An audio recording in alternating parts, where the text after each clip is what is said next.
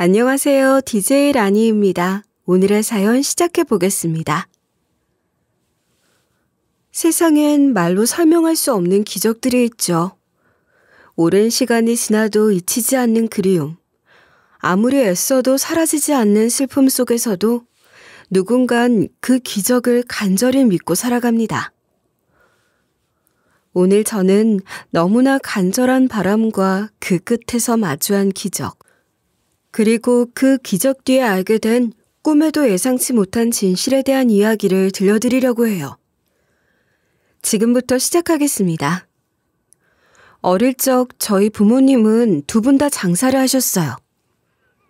엄마는 골목길 모퉁이에서 통닭집을 시작하셨고 아버지는 동네 초입에서 20년 넘게 서점을 지켜오셨죠.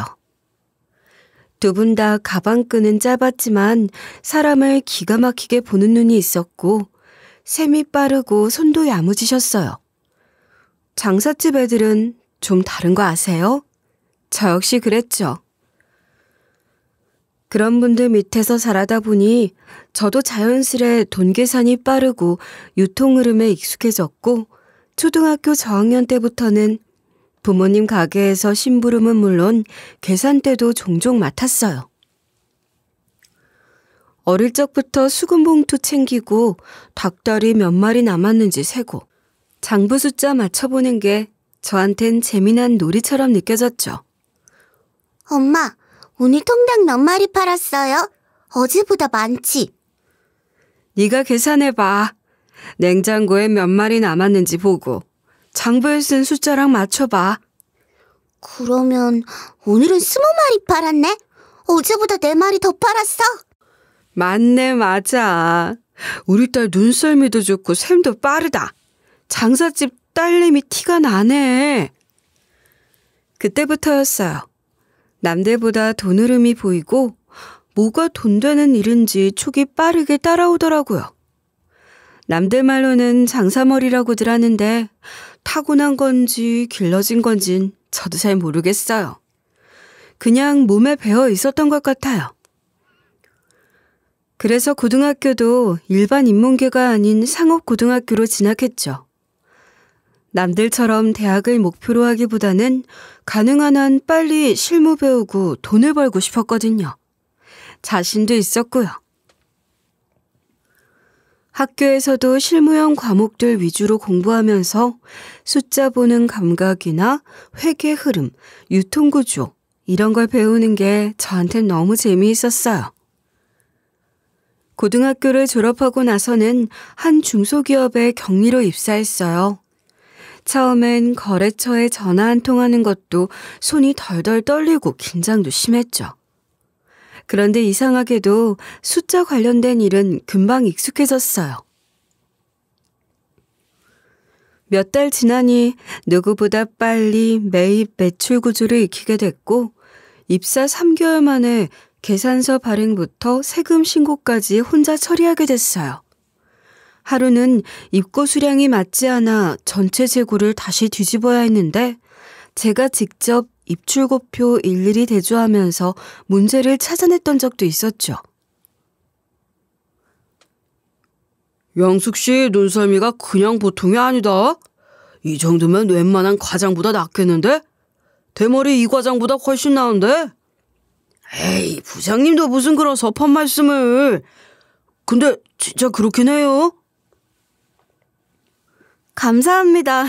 이런 일 저는 너무 재밌어요. 숫자가 착착 맞는 게 속이 다 시원하거든요. 하하, 딱 실무형이네 그래. 그렇게 몇 년간 회사에서 경력 쌓으며 하나하나 실무를 익혀갔고 팀장 자리까지 올라갔죠. 후배들 가르치면서 더 많이 배우게 됐고요. 그리고 그 무렵 회사에서 본사와 분사 형태로 지점을 새로 내보내겠다는 시범 사업이 시작됐고 제가 그 시범 지점의 내부 실무 총괄로 파견된 거예요. 수도권 외곽 지점 하나를 맡게 되었는데 직원은 고작 5명뿐. 사무실은 여름엔 덥고 겨울엔 꽁꽁 얼어붙는 조립식 2층 건물이었고 출근하자마자 쥐똥부터 치우는 일이 제 일이었어요. 열악하기 짝이 없는 환경이었지만 저는 그런 현장 경험이 좋았어요. 화물차 기사들이랑 직접 소통하고 입출고 동선 줄이면서 비용을 깎았고 거래처 요청사항을 실시간으로 반영하니까 효율이 높아졌고 그 과정들이 어찌나 신나던지. 그렇게 1년 만에 손익분기점을 넘겼고 그 지점은 본사에서도 성공 모델로 회자되었죠.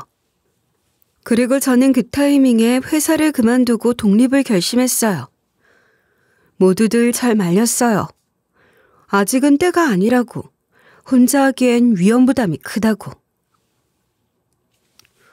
하지만 전 이상하게 자신이 있었어요.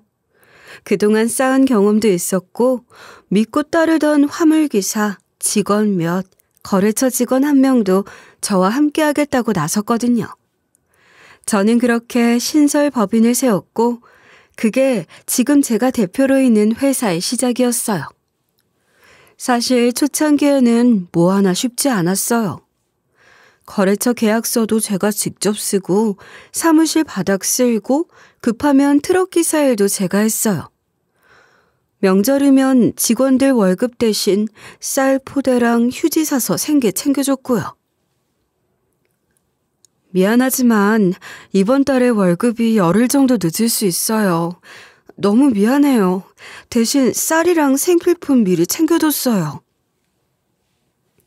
사장님, 다 같이 버티는 거죠. 개념치 마십시오. 이러다 우리 볕들 날 오면 다 같이 뜨는 거 아닙니까?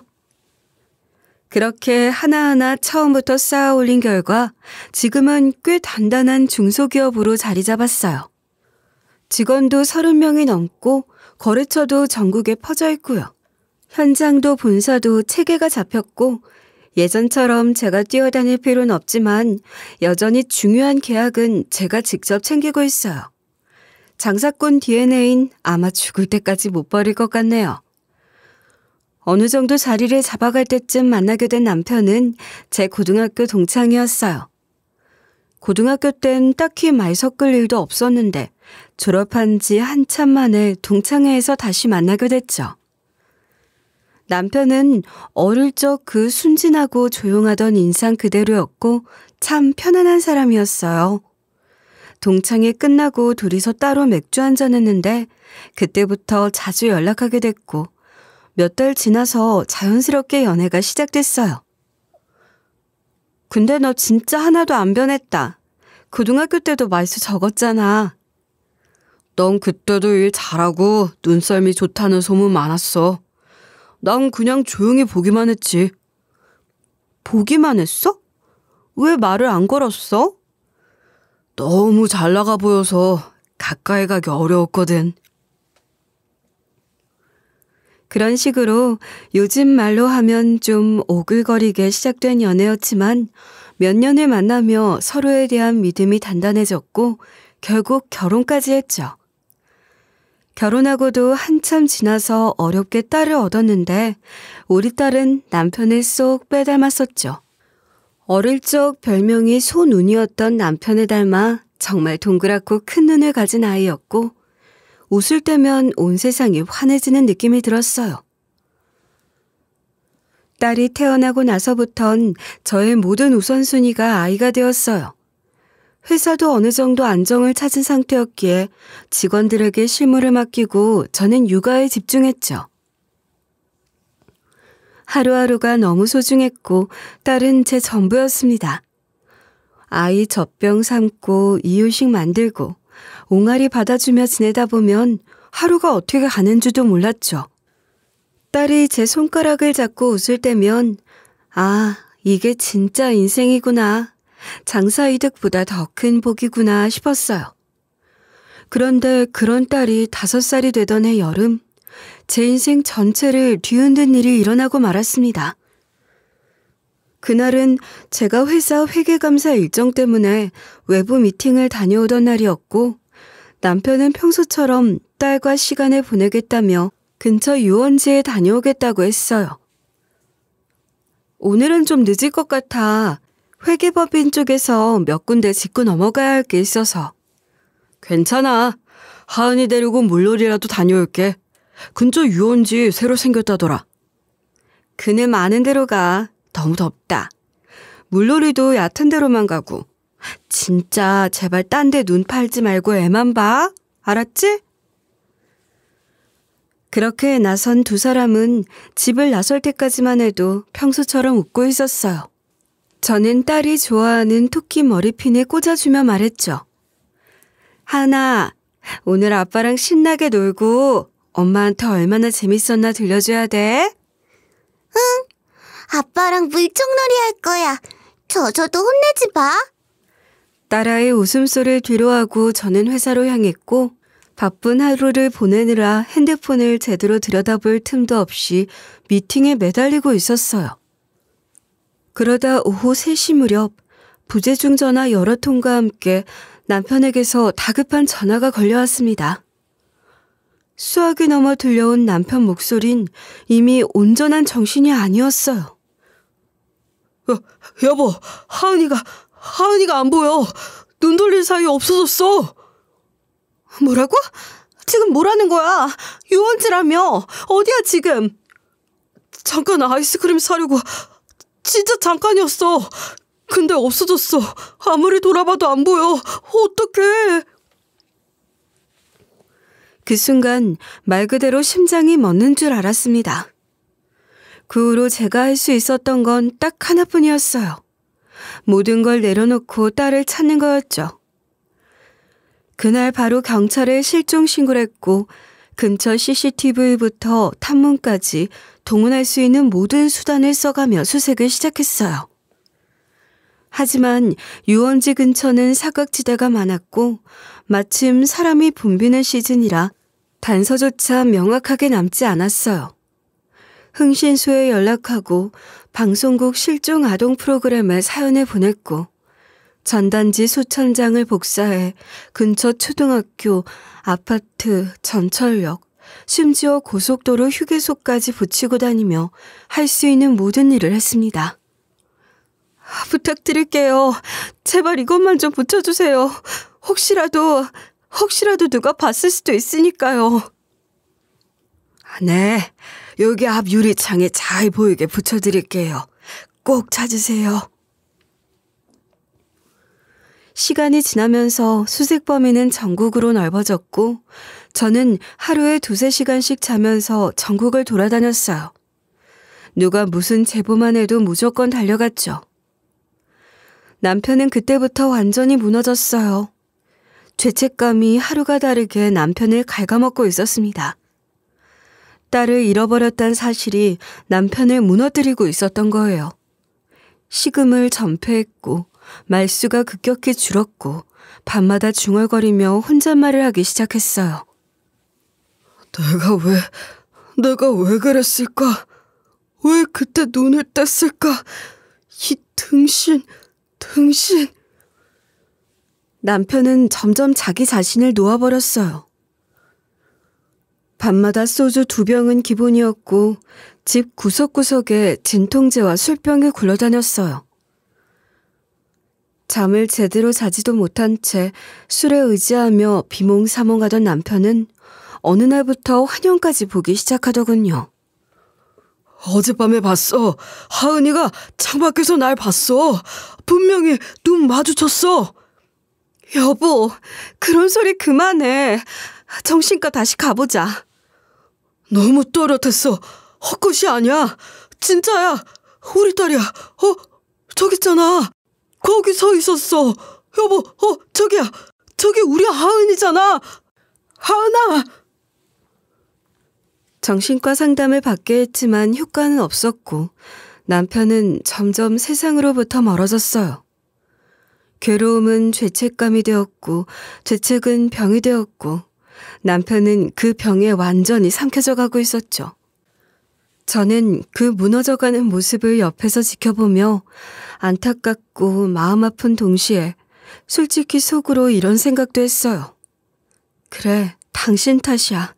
당신이 안 그랬으면 우리 딸은 지금. 마음 깊숙한 곳에서 올라오는 원망이 있었어요. 말로 하진 않았지만 그게 우리 사이를 더욱 멀어지게 만들었던 거죠. 결국 딸이 실종된 지 꼭 3년 되던 해 남편은 아무 말 없이 스스로 세상을 떠났습니다. 유서조차 없었어요.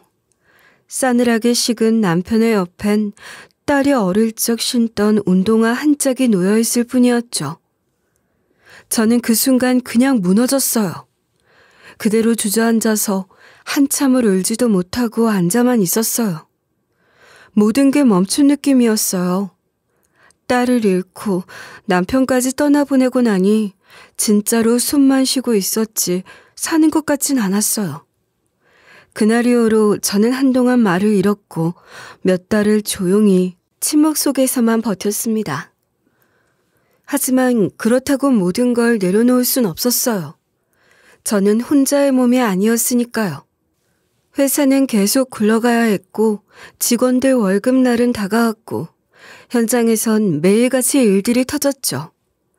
결국 금방이라도 부서질 것 같은 마음으로 저는 책상에 다시 앉았고 남편 몫까지 대신해서 제 딸을 꼭 찾아야겠다고 마음먹었어요.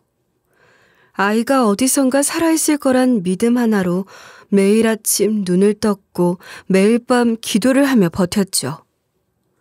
아이를 찾기 위해 할 수 있는 건 전부 다 했어요.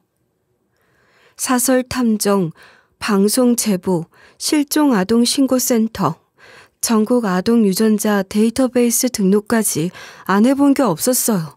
작은 단서 하나라도 생기면 당장 비행기 타고 달려갔고 어떤 지역이든 새벽에 출발해 밤에 돌아오곤 했어요. 제 곁을 오래 지켜준 정비서가 그런 저를 옆에서 말없이 도왔어요. 사장님, 내일 오전 회의는 제가 대신 들어가겠습니다. 그 시간에 병원부터 다녀오세요. 회의를 어떻게 정비서가 대신 들어가. 보고선 누가 설명할 건데. 어제 다 정리해놨어요. 걱정 마시고 병원 진료 일정부터 확인하셔야 해요. 오늘도 밤새셨잖아요. 그러던 어느 날 낯선 번호로 전화가 걸려왔어요. 당신 딸 유하은 지금 내가 데리고 있어. 뭐라고요? 하은이요? 지금 어디 있어요? 내 딸 맞아요? 말 잘 들으면 데려다 줄 테니 돈 준비해. 많이는 안 받아. 딸 목소리도 어렴풋이 들렸어요. 엄마라고 부르는 듯한 그 소리에 정신이 나가는 줄 알았고 저는 남자가 말한 장소로 미친 듯이 달려갔고 비서가 돈을 찾아와 가방을 들고 도착했어요.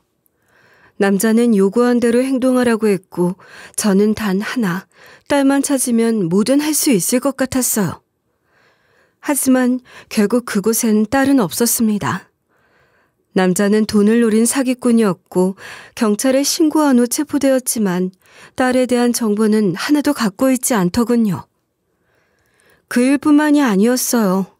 셀 수도 없이 많은 장난 전화, 허위 제보, 사기범들이 꼬여들었죠. 어떤 날은 전화기만 보면 숨이 턱 막혔고 번호만 떠도 심장이 쿵 내려앉았어요. 그래도 그 가능성을 무시할 수가 없었습니다. 그만큼 너무 간절했으니까요. 그러다 어느 날은 경찰로부터 연락이 왔어요. 오래전 아이를 데려가 해쳤다고 자수한 남성이 있는데 시점과 나이대가 하은이와 유사하다는 거였어요. 조심스럽게 마음을 다잡고 지방 경찰서를 찾았어요. 발굴된 유골, 아이가 묻혔다는 장소, 그날의 기록들, 무너질 듯한 마음을 다잡고 확인했어요. 혹시 저희 하은이 맞나요? 지금은 단정할 수 없습니다. 정밀 감식 결과가 나와야 정확히 알 수 있어요. 기다림의 시간은 지옥 같았어요. 차라리 아이가 어디선가 살아있으면 좋겠다는 생각과 이 아이가 하은이면 어쩌지 하는 공포가 동시에 밀려왔어요. 결국 감식 결과 그 아이는 제 딸이 아니었고 저는 또다시 무너졌습니다. 실망과 허무 그리고 또다시 시작되는 막막함 속에서 제정신을 부여잡고 버텨야 하는 나날들이었죠. 그 사이 저는 점점 말수가 줄었고 감정 표현도 어려워졌고 밤마다 꿈속에서 딸이 나와 손을 뻗으면 눈물을 흘리며 잠에서 깨기를 반복했어요. 제 상태를 가장 잘 아는 사람은 정비서였어요.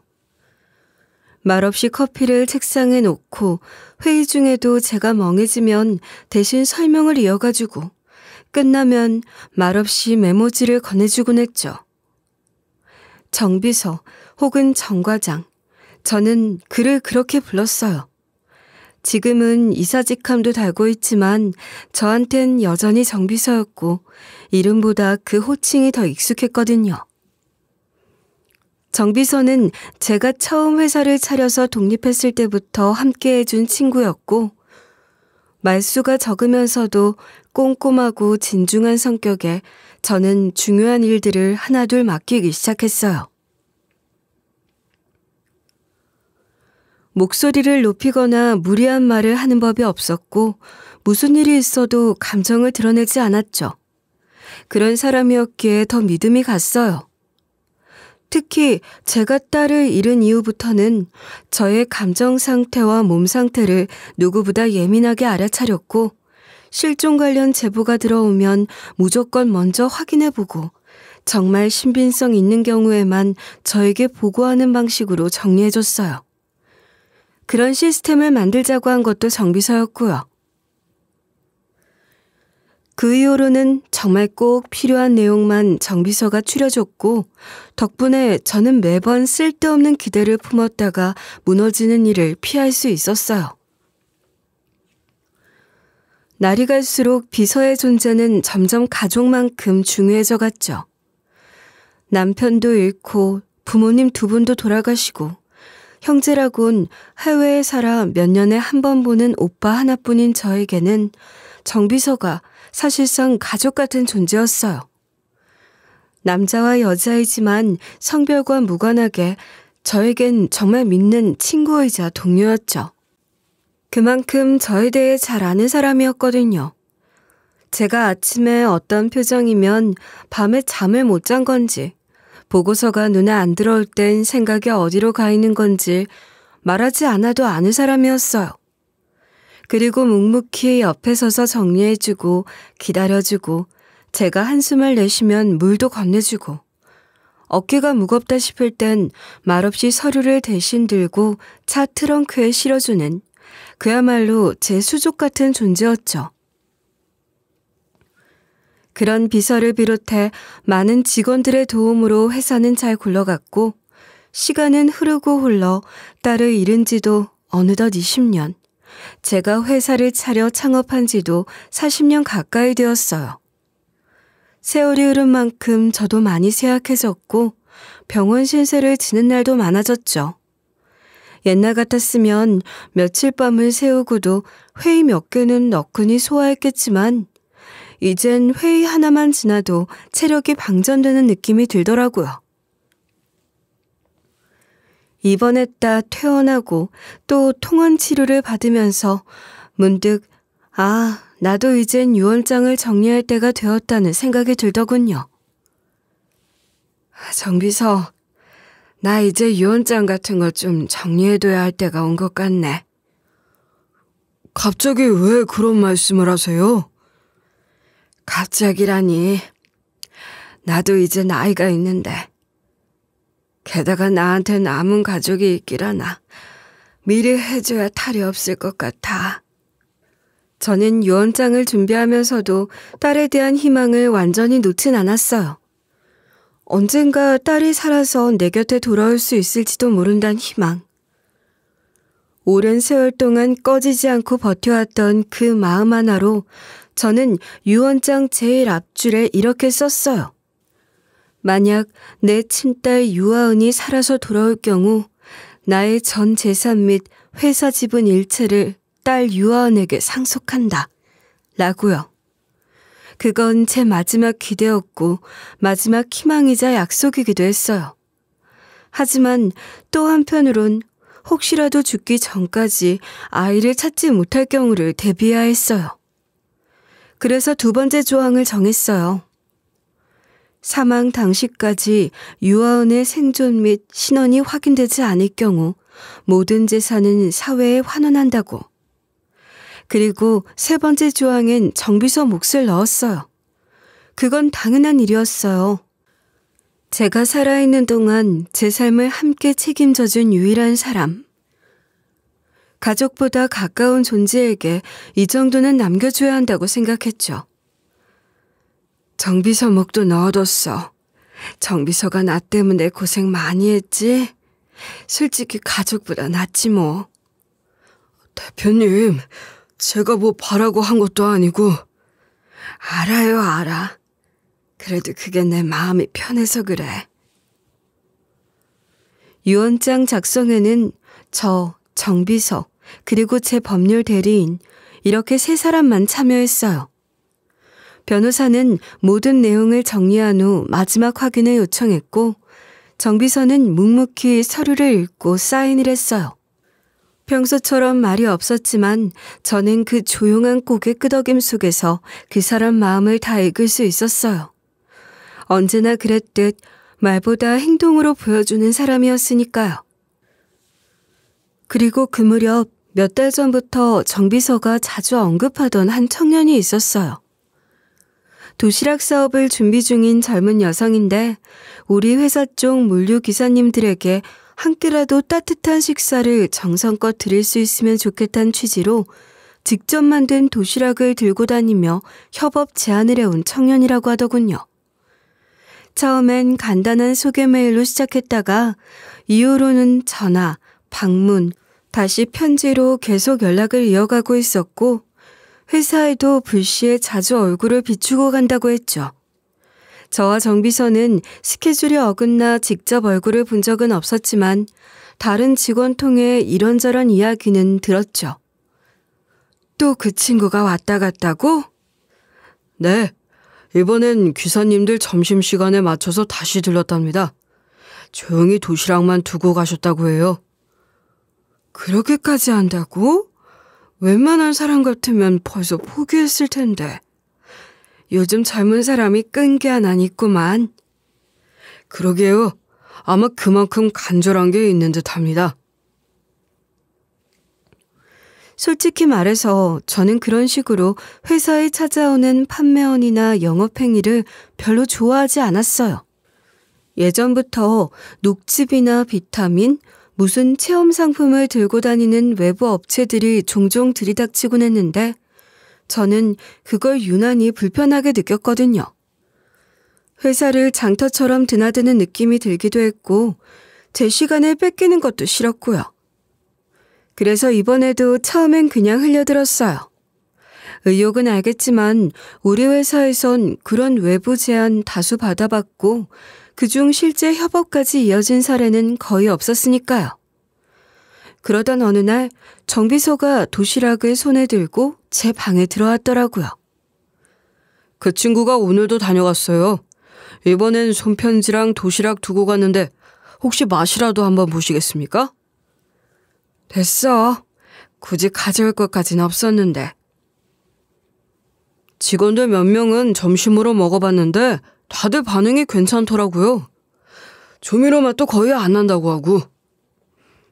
그래? 그럼 책상 위에 더 봐. 시간 되면 볼게.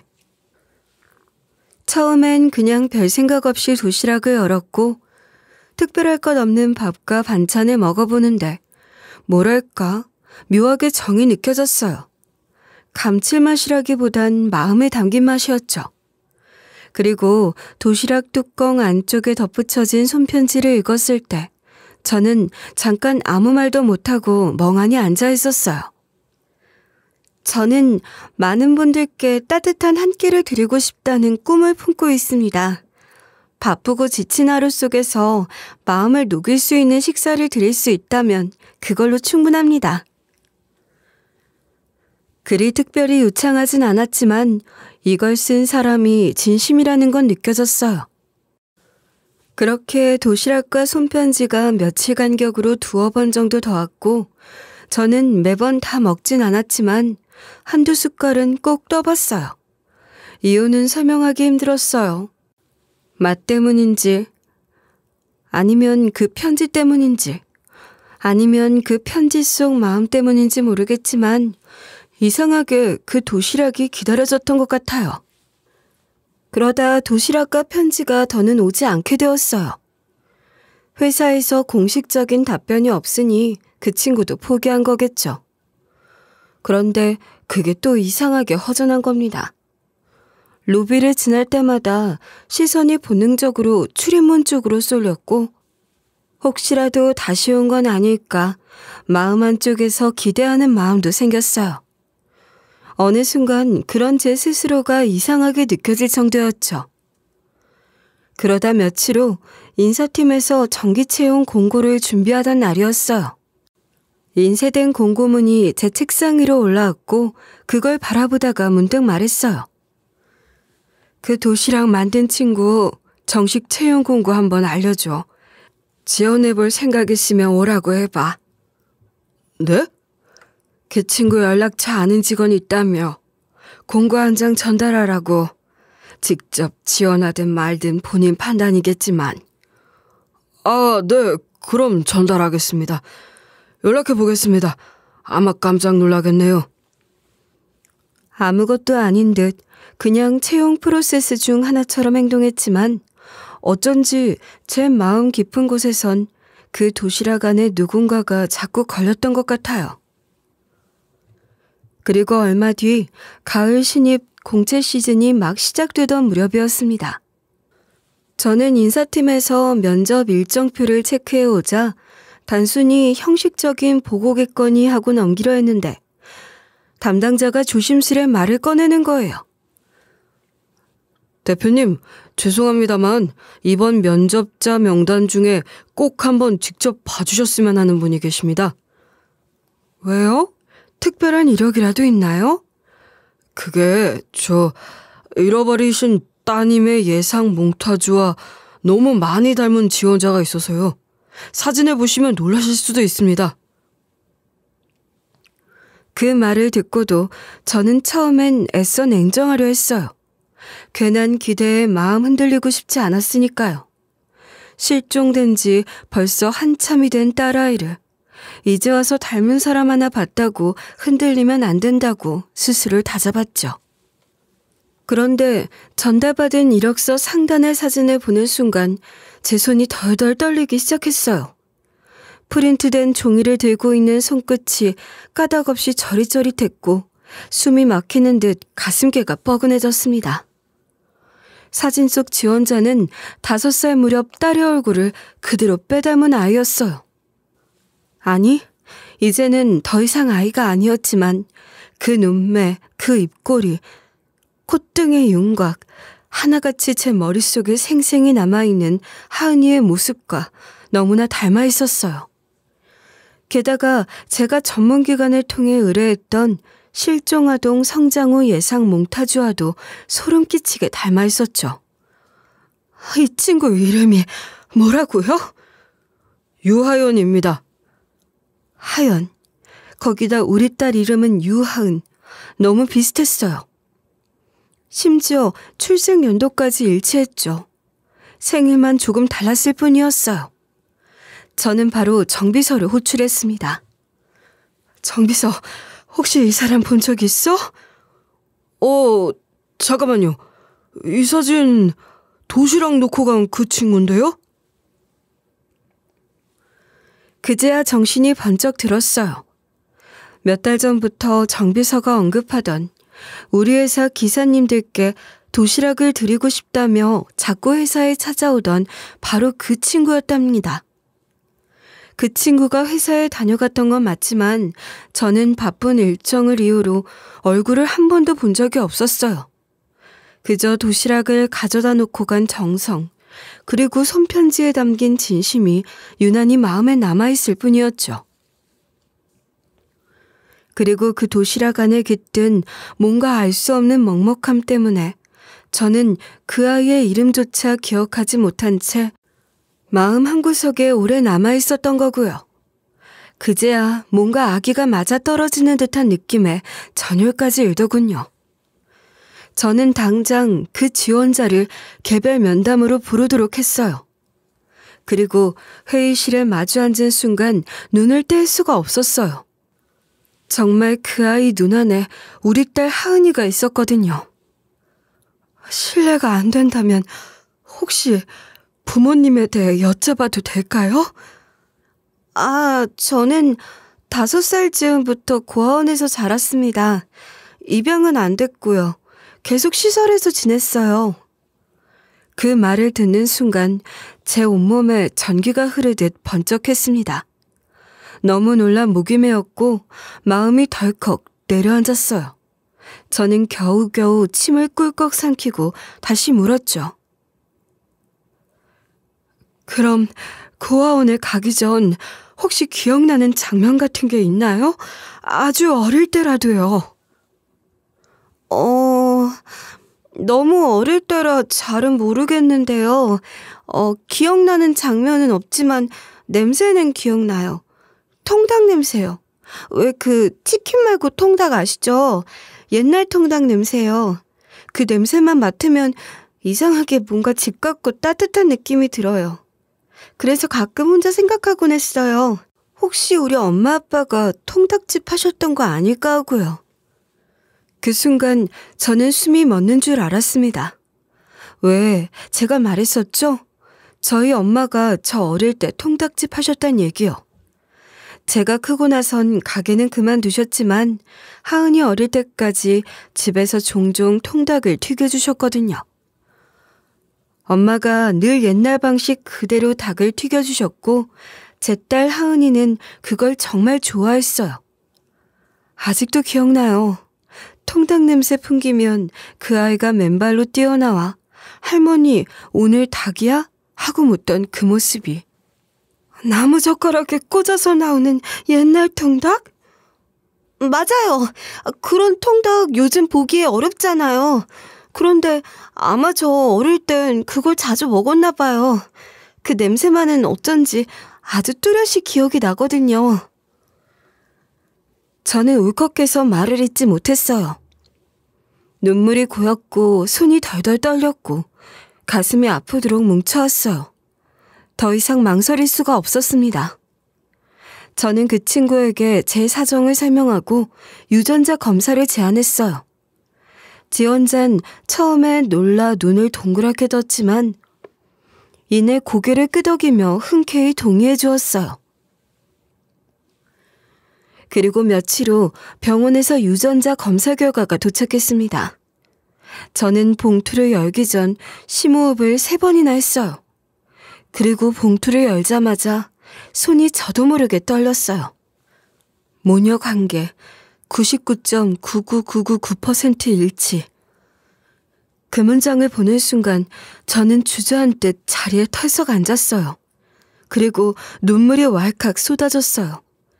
그 아이를 안고 제 딸을 안고 한참을 울었습니다. 그 아이도 저도 서로를 꼭 끌어안고 말이 안 나올 정도로 울었어요. 그 아이가 맞았던 겁니다. 정말로 기적처럼 제 품에 돌아온 제 딸 하은이었어요. 어떻게 살아있었는지, 어떻게 그 먼 길을 돌아 저에게 왔는지, 그야말로 모든 과정이 기적이었어요. 저는 그날로 회사 일정을 모조리 취소하고 하은이를 집으로 데려왔습니다.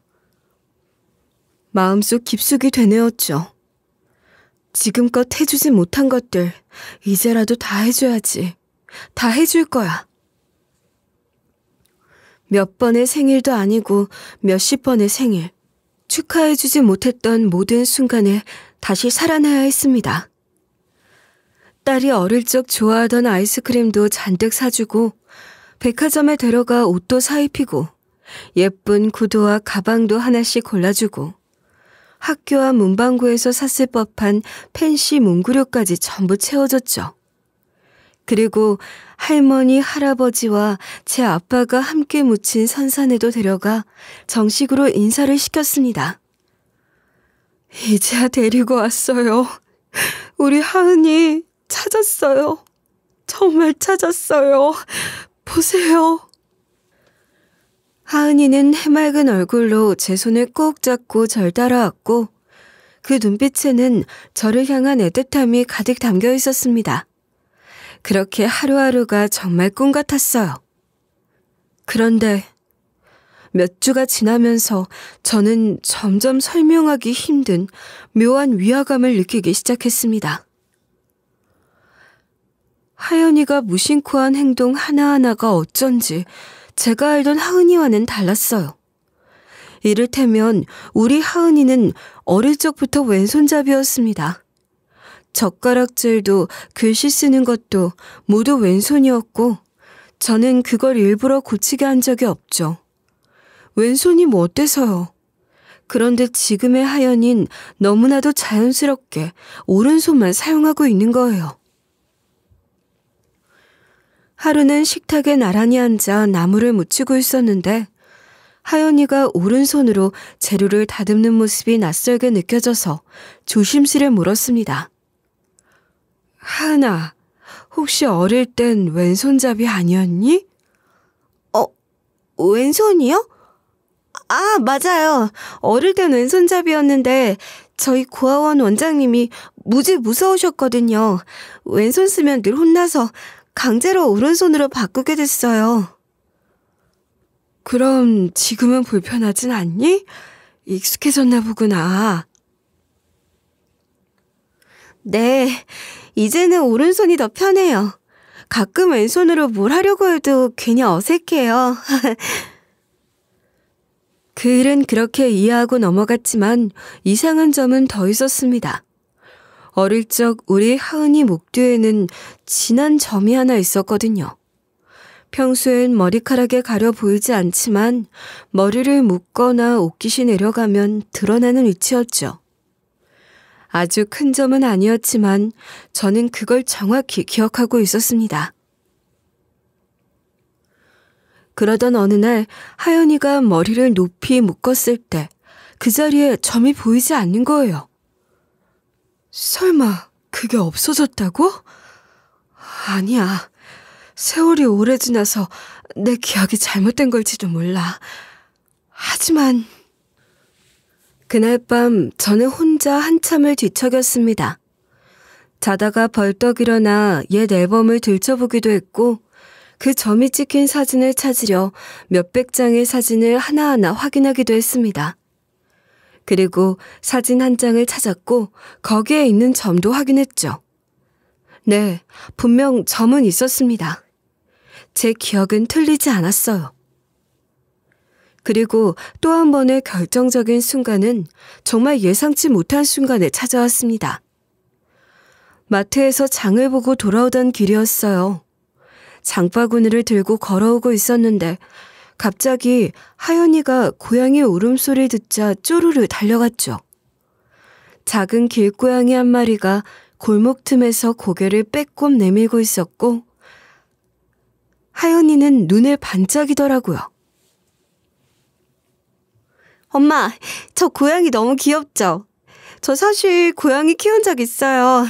6학년 때부터 고등학교 졸업할 때까지 정말 좋아했어요. 그래? 그래서 요즘도 자꾸 생각나요. 우리 고양이 한 마리 입양하면 안 돼요? 저 고양이 너무 좋아해요, 진짜. 그 말을 듣는 순간 심장이 덜컥 내려앉았습니다. 제 머릿속에서 수십 개의 경보음이 울렸습니다. 우리 하은이는 고양이 털 알레르기가 있었거든요. 손으로만 스쳐도 붉게 부풀어 올랐고 눈과 코도 금세 뒤집어졌죠. 울음소리만 들려도 겁을 먹고 도망치던 아이였어요. 이건 단순한 기억 착오로는 설명할 수 없는 일이었습니다. 너무도 명확한, 너무나 확실한 차이였죠. 그날 밤 저는 거의 잠을 이루지 못했습니다. 머릿속에서 끊임없이 의심이 고개를 들었고 가슴은 무겁게 내려앉았어요. 그래도 아직 단정짓고 싶지 않았어요. 혹시나 하는 마음, 제 스스로를 의심하는 마음, 그 복잡한 마음들 속에서 저는 결국 결심했습니다. 이번엔 비서나 직원들 도움 없이 제 손으로 직접 병원에 갔어요. 조용히 아무에게도 알리지 않고 다시 유전자 검사를 의뢰했죠.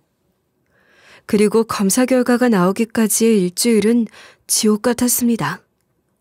하은인지 하연이인지 모를 그 아이는 여전히 해맑게 저를 엄마라 부르며 따랐고 저는 그 아이를 마주할 때마다 숨이 턱턱 막혔어요. 그리고 마침내 검사 결과가 나왔죠. 불일치, 모녀관계 아님.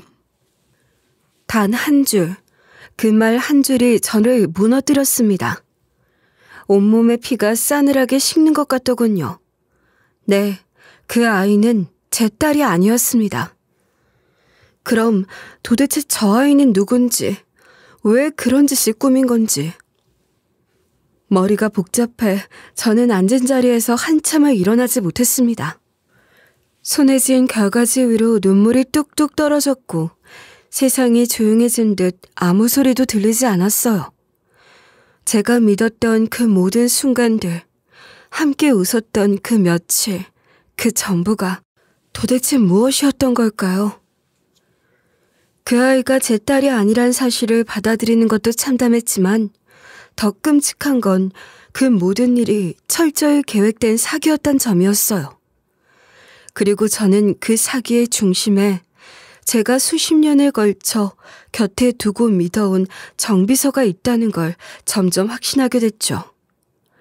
가만히 생각해보니 병원에 직접 유전자 검사를 의뢰한 것도, 그 결과를 받아온 것도, 심지어 저에게 조심스레 봉투를 건넨 것도 정비서였거든요. 저는 분명히 검사 당일에 대표님 바쁘시니 제가 다녀오겠습니다 라는 그 말에 의심 없이 맡겼고 봉투를 열었을 때 눈앞의 결과지엔 부녀관계 일치라고 또렷하게 적혀 있었습니다. 저는 그걸 한치의 의심도 없이 믿었죠. 하지만 지금은 상황이 달라졌죠. 그 아이가 제 딸일 수 없다는 명백한 증거들이, 그리고 직접 제가 의뢰한 재검사 결과가 모든 걸 뒤집었습니다. 저는 주저없이 사무실로 차를 몰았어요. 정비서의 책상 앞에 도착한 저는 손에 들고 있던 서류를 그의 앞에 탁 내리치며 말 그대로 호통을 쳤습니다. 그 아이 누구야? 너 이놈 대체 무슨 짓을 한 거야? 정비서는 자리에서 벌떡 일어났다가 얼어붙은 데 굳었고 눈이 휘둥그레진 채 아무 말도 못하고 있더군요. 변명하려거든, 거짓말하려거든 차라리 입을 열지 마. 다 알고 왔어. 유전자 검사 결과 내가 직접 다시 확인했어. 너 내 앞에서 거짓말한 거지? 어떻게 그따위 짓을 해? 정비서의 눈빛이 흔들리더니 이내 고개를 떨구더군요.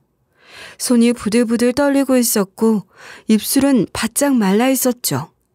그리고는 마침내 입을 열었습니다. 죄송합니다, 대표님.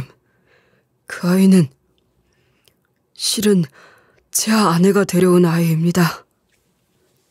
뭐라고? 네 아내? 유언장에 써있던 말 기억하시죠?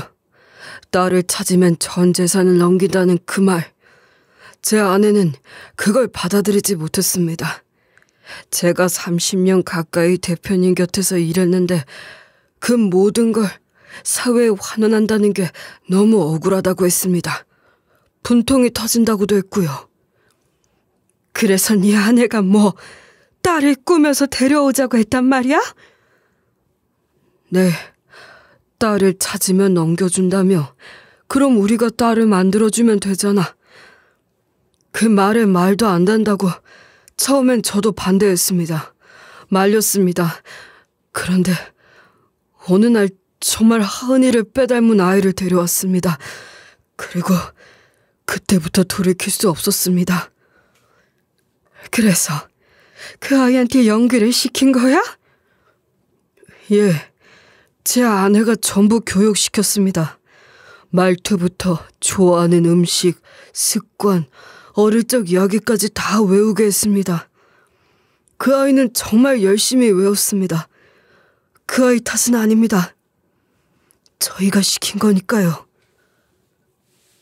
저는 아무 말도 할 수 없었습니다. 뇌는 얼어붙은 데 멈췄고 가슴에선 심장이 요동치고 있었죠. 그 모든 게 제가 믿어온 사람의 기획하에 이루어졌다는 사실은 제 삶 전체를 무너뜨리는 배신이었으니 쉽사리 받아들이기가 어려웠죠. 저도 너무 순식간에 내린 결정입니다. 처음부터 그럴 생각은 아니었는데. 아니, 네 말은 틀렸어.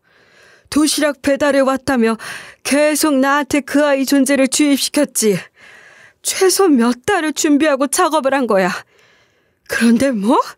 순식간에 내린 결정? 내 돈이 그렇게 욕심이 났나?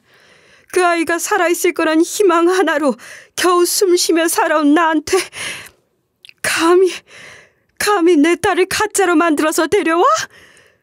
그건 나뿐 아니라 내 딸 하은이에 대한, 그리고 죽은 하은이 아빠에 대한 모욕이야. 대표님 하며 놈은 뭔가 중얼거렸지만 그 말이 끝나기도 전에 저는 뒤돌아섰습니다. 그의 말을 더 이상 듣고 싶지 않았어요.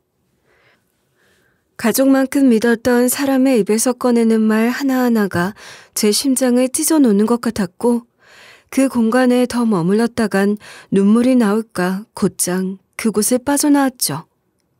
그러면서도 여전히 그 모든 상황이 믿기지 않더군요. 저는 누구보다 그를 아꼈고 오랫동안 곁에 두었고 집안일까지도 맡길 만큼 신뢰했었습니다. 그런데 그런 사람이 제 모성애를 이용하고 아이까지 끌어들여 이런 사기극을 벌이다니요. 그날로 저는 유언장을 전면 수정했어요. 원래 정비서에게도 일정 지분과 퇴직 후 생활비 개념으로 재산 일부를 남겨놓으려 했던 걸 전부 삭제했죠. 그리고 정식 해고 절차에 들어갔고 회사 내 공식 문건에 위기에 의한 중대한 배임 행위라고 명시해놨어요. 하지만 이 일은 단순한 해고로 끝낼 수 있는 문제가 아니었어요. 저는 법무팀과 바로 미팅을 열고 정 과장과 그 아내에 대한 법적 조치를 준비했습니다. 사문서 위조, 사기 미수, 의료기관 공문서 위조 가담, 위계에 의한 업무 방해 등 가능한 혐의를 전부 검토했어요. 그리고 정식 고소장을 접수한 지 며칠 지나지 않아 수사기관이 즉시 움직였고 두 사람에 대한 수사가 본격적으로 시작됐어요. 그 과정에서 드러난 정비서 아내의 말들은 참담했어요. 정 씨의 아내 김 씨는 남편이 대표님 곁에서 인생을 다 바쳤는데 결과적으로 얻는 게 아무것도 없으면 억울하다고 했습니다. 그래서 유언장 이야기를 듣고는 딸을 찾아야 한다면 우리가 만들어보자고 제안했다고 진술했습니다. 그걸 진짜 실행에 옮겼다는 거예요? 네. 그리고 연기자를 직접 섭외한 것도 아내 본인이라고 인정하더군요. 처음엔 그냥 돈을 주고 단기 연기로 끝낼 생각이었다고 해요. 그런데 생각보다 장기 프로젝트가 됐다고. 정비서 부부는 혐의를 대부분 인정했고 결국 각각 징역 10개월과 8개월을 선고받았어요. 솔직히 말해 제 입장에서 보기에 형량은 터무니없이 가벼웠어요. 그들이 내게 남긴 상처나 배신감, 그들이 저지른 일에 비하면 너무 약했죠. 하지만 미수에 그쳤다는 이유로 그게 현실적인 최대치라고 하더군요. 아, 그리고 마지막으로 그 아이 말이에요. 내 딸인 척 앞에 나타나 거짓 눈물과 거짓 기억으로 날 흔들었던 그 아이. 저도 처음엔 그 아이도 당연히 고소하려고 했어요. 그런데 경찰 조사를 통해 그 아이가 정말 고아원 출신이고 어릴 적부터 보육원과 쉼터를 전전하며 컸다는 걸 알게 됐을 때 마음이 이상하게 복잡해지더군요. 조사 중에 그 아이는 바로 모든 걸 털어놨다고 했어요. 자기 말로는 처음엔 그냥 잠깐 얼굴만 비추는 거라고 해서 시작했대요. 그러다 대표님이 자기를 너무 진심으로 대해주니까 죄책감이 견딜 수 없이 컸다고. 그 아이가 찾아와서 저를 마주한 건 수사가 끝날 무렵이었어요. 죄송해요. 정말 드릴 말씀이 없습니다. 처음엔 그냥 몇 번 얼굴 비추면 끝이라고 해서 응한 건데, 그런데 대표님이 저한테 따뜻하게 대해주시고 정말 딸처럼 대해주시니까 그때부턴 저도 너무 힘들었어요. 죄책감이 너무 커서 제가 해서는 안 될 짓을 한 것 같습니다. 죄송합니다. 이제 와서 미안하단 말이 무슨 의미가 있겠니? 난 네가 누군지 어떤 인생을 살아왔는지 전혀 몰라. 널 고소하진 않겠어. 법적 처벌은 안 받겠지만 네가 저지른 일, 그건 평생 안고 살아야 돼. 죄책감이라는 게 얼마나 무거운지 평생 네 가슴에 새기고 살아. 그리고 다시는 누구에게도 이런 짓 하지 마. 널 잃어버렸을지도 모를 그 생각에 밤마다 뒤척이는 부모가 어딘가에 있을 수도 있잖아. 그 사람들에게도 죄 짓는 거야. 그 아이는 말없이 고개를 숙였고 한참 동안 울기만 하더군요. 그리고 조용히 고개를 숙여 인사한 뒤 자리를 떠났어요. 그 모든 일을 겪어낸 이후 저는 모든 걸 정리했어요. 배신과 분노, 상실과 회환 속에서도 결국은 다시 일어섰고 회사 경영에서 한 걸음 물러나 전문 경영인에게 일을 맡긴 뒤 제가 살아온 시간을 돌아보는 일에 집중하기로 했죠. 그렇게 한 발 물러나고 나니 저는 처음으로 진짜 쉼이라는 걸 느끼게 되었던 것 같아요. 그동안은 늘 바쁘게 움직이며 살아왔거든요. 뭔가를 증명하듯이 앞만 보고 달려왔고요. 하지만 이제는 하루하루가 달라졌어요. 천천히 걷고 차 한 잔을 여유롭게 마시는 일상이 몇십 년 만에, 아니 태어나 처음으로 저에게 찾아왔죠. 기적처럼 딸도 찾았다고 이야기하고 싶지만 슬프게도 제 딸은 아직 찾지 못했어요. 그 사건 이후에도 여러 번 제보가 들어왔고 그때마다 가슴이 뛰었지만 그래도 이젠 덜 흔들리고 덜 아파요. 익숙해졌다기보다는 감정의 파도를 조금은 더 단단하게 견딜 수 있게 된 것 같아요. 하지만 단 한 번도 전 제 아이를 포기한 적은 없어요. 희망을 잃은 적도 없고요. 언젠가 분명히 실마리 나올 거라고, 시간이 오래 걸릴 뿐이지 방법은 반드시 있을 거라고 스스로 되뇌면서 하루하루를 버텨냈어요. 그 말 한마디, 그 믿음 하나로 지금까지 버틴 거예요. 언젠가는, 정말 언젠가는 다시 만날 수 있을 거라고, 믿는 마음이 결국은 길을 만들어줄 거라고 스스로를 다독이곤 합니다. 매일같이 그 아이가 지금 어디서든 건강하게, 무사하게 잘 있길 기도하면서 말이죠. 제가 숨쉬는 한 그 아이 향한 마음만은 살아있다는 걸 매일 스스로에게 확인하며 살아가고 있어요. 언젠가는 꼭 찾을 거라 믿으며. 또 한 가지 달라진 점, 그 일을 겪고 난 뒤 저는 저에게 남은 상처를 그냥 안고 있을 수는 없다고 생각했어요. 아프고 억울한 기억들이 저를 삼키기 전에 그 마음을 꺼내어 누군가를 위해 쓰기로 한 거죠. 그래서 지금은 실종아동 부모들을 위한 상담기금에 정기적으로 기부하고 있어요. 또 고아원에서 자란 아이들이 사회에 나와 혼자 살아가는 걸 돕기 위해 자립청년 기금도 따로 만들어 지원 중이에요. 그 아이들에게 장학금을 주고 살집 보증금을 보태주는 일이죠. 대표님이 건네주신 장학금, 아이들이 정말 큰 힘을 얻고 있어요. 저희도 감동받고 있고요. 정말 저희에겐 천사 같은 분이세요. 저 그렇게 이타적인 사람 아닙니다. 아주 이기적인 사람이에요. 기부도 모두 제 딸을 위해서 하는 거예요. 이렇게 베풀다 보면 그게 우리 하은이에게도 닿을 수 있지 않을까 싶어서. 직접적으로 닿지 않더라도 돌고 돌아 내 딸한테도 가닿지 않을까 싶어서요. 도움이란 그런 거니까요. 돌고 돌아 결국 필요한 사람에게 닿는다고 믿어요. 네, 그 마음으로 하는 거예요. 꼭 우리 딸한테 직접 닿지 않더라도 그 마음이 전달되길 바라는 마음으로요. 혹시 제 딸이 어딘가에서 이름 모를 누군가의 도움을 받게 되더라도 그게 바로 제 마음이라는 걸 세상 어딘가에선 알고 느껴줬으면 좋겠어요.